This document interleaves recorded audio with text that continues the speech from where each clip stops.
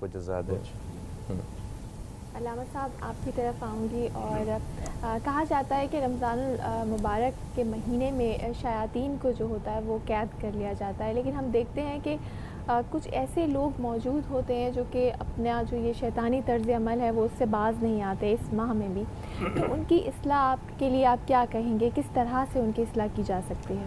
اصل میں دیکھیں، اللہ رب ذوالجلال نے ہم کو ایک مہینہ دیا، اور اس مہینے میں ہمیں موقع دیا، اور یہ موقع دیا، اور پھر یہ نہیں کہ ایک دن کا موقع دیا کہ بھئی ایک دن شیطان بند ہے باقی دن سارے 364 دن کھلا ہے، نہیں، پورا مہینہ دیا۔ جب بندہ کسی کام کو 30 دن کنٹینیو 40 دن کنٹینیو کرتا ہے تو وہ اس کی عادت بن جاتی ہے۔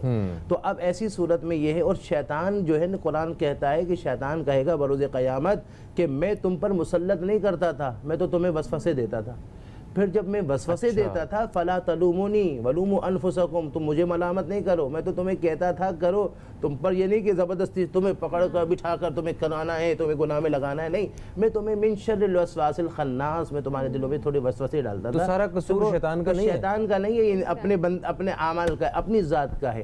اب اس نے آپ کو وہ دیا، چونکہ انسان کا دل ہے نا، اس کو عربی میں قلب کہا جاتا ہے، اور قلب کا معنی پلٹنا۔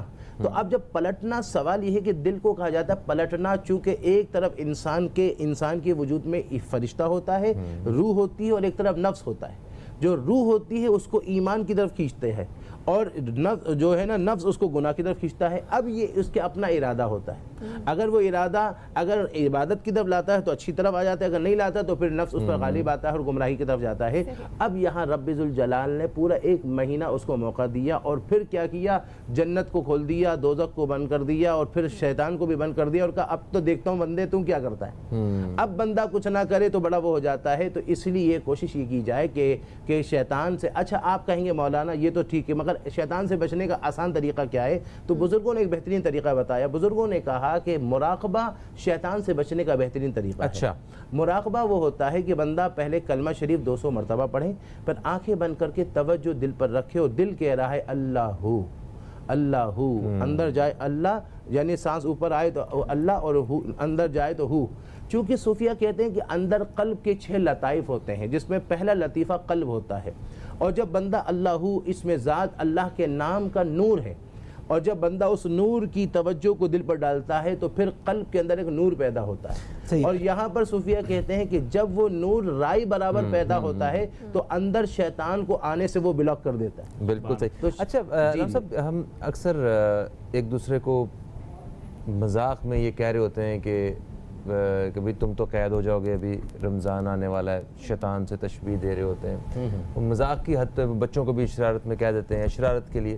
تو ایسا کہنا جو ہے اس کو آپ کس طرح دیکھتے ہیں، ذرا اس بارے میں بتائیے۔ دیکھیں قرآن نے کہا، دیکھیں ایک ہوتا ہے مذاق، ایک ہوتا ہے مزاح۔ مذاق کے بارے میں تو قرآن کہتا ہے کہ جب اذ قال موسیٰ لقومہ ان اللہ یأمرکم ان تذبحوا بقرہ قالوا اتتخذونہ ہزوا، کہ جب موسیٰ علیہ السلام کے بارگاہ میں جب وہ آئے نا، انہوں نے کہا کہ گائیں، موسیٰ علیہ السلام نے بنی اسرائیل سے کہا کہ وہ جو بندے کو مار دیا گیا تو گائیں ذبح کرو، تو انہوں نے کہا آپ ہم سے مذاق کرتے ہیں۔ تو اب یہاں جب انہوں نے کہا آپ ہم سے مذاق کرتے ہیں، تو آپ نے فرمایا اعوذ باللہ ان اکون من الجاہلین، کہ میں اللہ کی پناہ مانگتا ہوں کہ میں جاہلوں میں سے ہوں۔ تو پتہ چلا کہ مذاق کرنا جاہلوں کا طریقہ ہے۔ مذاق سے دل ٹوٹتا ہے، مذاق سے کسی کی دل آزاری ہوتی ہے، توہین ہوتی ہے، اس کا وہ ہوتا ہے۔ جبکہ اس کے برعکس جو ہے وہ مزاح کا، جیسے حضور نے کہا کہ کوئی بوڑھا جنت میں نہیں جائے گا، تو ایک عورت رونے لگی کہ یا رسول اللہ، فرمایا بوڑھا بھی جوان ہو کر جائے گا، یہ ہے مزاح۔ رسول پاک صلی اللہ علیہ وسلم کا ایک اور واقعہ بڑا خوبصورت، جب وہ کھجوریں کھا رہے تھے تو گٹھلیاں حضرت علی کرم اللہ وجہہ کی پلیٹ میں رکھے جا رہے تھے۔ دیکھیں پھر آپ کہا یا رسول اللہ، حضور نے کہا سب سے زیادہ علی آپ نے کھائی ہے، کہا یا رسول اللہ آپ نے تو کھجوروں کے ساتھ گٹھلیاں بھی کھا لی۔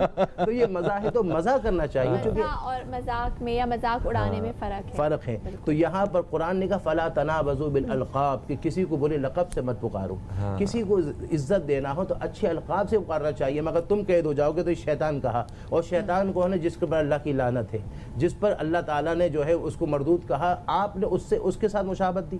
تو ایسی صورت میں جب آپ کسی کو کچھ کہو گے وہ نہیں ہوگا تو لوٹ کر آپ کی طرف آئے گا۔ تو اسی لیے چاہیے، اس طرح کسی نے، حضور نے فرمایا ایک دفعہ کہ تم اپنے ماں باپ کو گالیاں مت بکو۔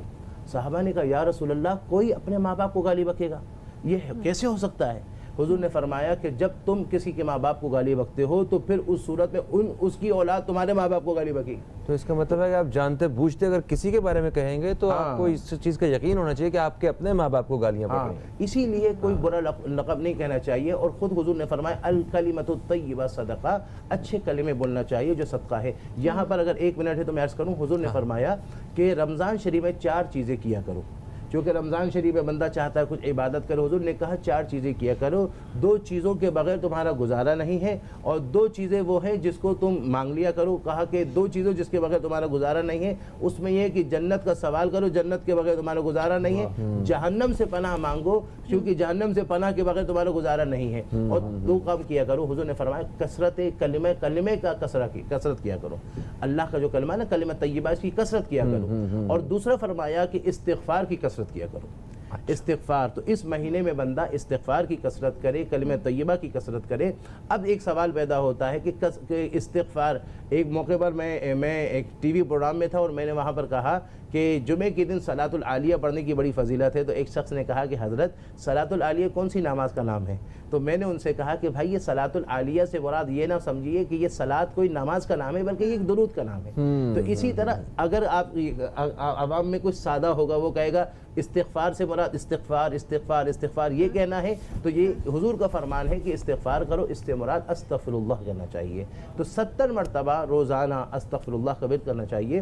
اور امام حسن بصری کے بارگاہ میں ایک شخص نے آ کر کہا حضرت اولاد نہیں ہے, آپ نے کہا استغفار کرو. ایک نے کہا حضرت مالی پریشانی, آپ نے کہا استغفار کرو. ایک نے کہا حضرت بارش نہیں ہو رہی, آپ نے کہا استغفار کرو. ایک نے کہا حضرت ہمارے کھیتیاں نہیں ہو رہی ہے, آپ نے کہا استغفار کرو. کسی مرید نے کہا حضرت ایک ہی وظیفہ سب کو؟ بھئی ہر بیماری کا الگ الگ دوائی ہوتی ہے, آپ سب کو ایک ہی دوائی دے رہے ہیں.